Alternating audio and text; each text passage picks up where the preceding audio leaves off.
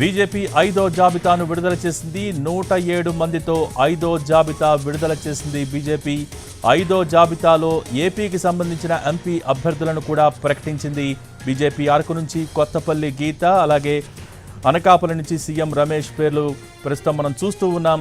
Breaking news చూస్తున్నాం. BJP 5వ జాబితాను విడుదల చేసింది. 107 మందితో తన 5వ జాబితాను ప్రస్తుతం విడుదల చేసింది బీజేపీ. అరకు నుంచి కొత్తపల్లి గీత, అనకాపల్లి నుంచి సీఎం రమేష్. ఆంధ్రప్రదేశ్కి సంబంధించి ఎంపీల లిస్టును కూడా రిలీజ్ చేసింది.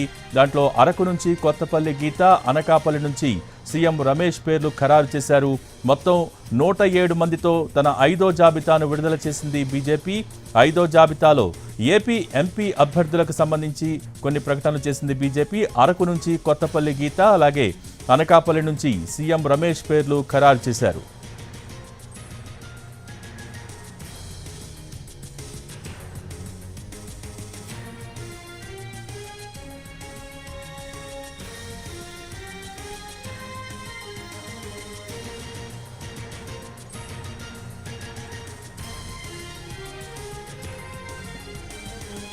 బీజేపీ తన 5వ జాబితాను విడుదల చేసింది. 107 మందితో 5వ జాబితాను విడుదల చేసింది బీజేపీ.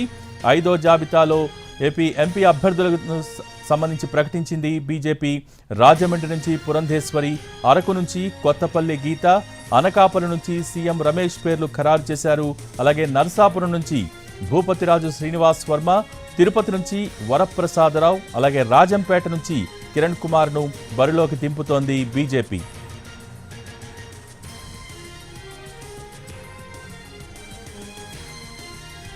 బీజేపీ 5వ జాబితా విడుదలైంది. మొత్తం 107 మందితో 5వ జాబితాను విడుదల చేసింది బీజేపీ. 5వ జాబితాలో ఏపీ, తెలంగాణకు సంబంధించిన ఎంపీ అభ్యర్థులను కూడా ప్రకటించింది బీజేపీ. దీనికి సంబంధించి పూర్తి డీటెయిల్స్ మా ప్రతినిధి ప్రసాద్ ఢిల్లీ నుంచి అందించడానికి సిద్ధంగా ఉన్నారు. ప్రసాద్, 5వ జాబితాలో ఉన్న ముఖ్యాంశాలు ఏంటి, ఎవరెవరు పేర్లు ఉన్నాయి, దానికి సంబంధించిన డీటెయిల్స్? ప్రధానంగా బీజేపీకి సంబంధించినటువంటి లిస్టు ఇప్పుడు వస్తుందని అనుకుంటున్న సందర్భంలోనే 111 మంది అభ్యర్థులతో వివిధ రాష్ట్రాలకు చెందినటువంటి అభ్యర్థులను, లోక్సభ అభ్యర్థులను అధికారికంగా ప్రకటించడం జరిగింది.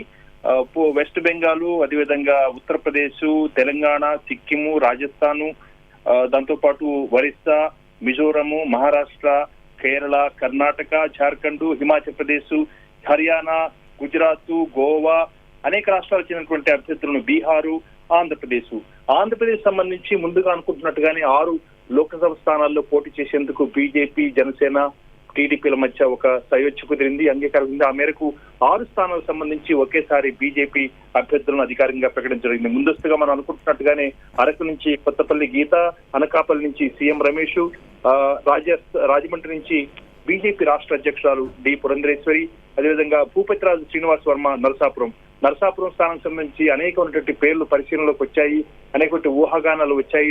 అయితే దానింటికి భిన్నంగా రాష్ట్ర బీజేపీ కార్యదర్శి భూపతిరాజు శ్రీనివాస్ వర్మను బీజేపీ అధికారికంగా ప్రకటించడం జరిగింది. దాంతో పాటు తిరుపతి ఎస్సీ ఇటీవలనే, అంటే ఈ రోజే చేరినటువంటి వరప్రసాదరావును, ఐఏఎస్ మాజీ అధికారి, ఆయన్ను తిరుపతి ఎస్సీ స్థానం నుంచి బీజేపీ అభ్యర్థిగా రంగంలో దించుకుంది. అదేవిధంగా మాజీ సీఎం రాజంపేట, అందరూ అనుకుంటుగానే ముందు నుంచి అనుకుంటున్నట్టుగానే రాజంపేట లోక్సభ స్థానం నుంచి ఎన్ కిరణ్ కుమార్ రెడ్డిని అధికారికంగా ఈ రోజు ప్రకటించడం జరిగింది.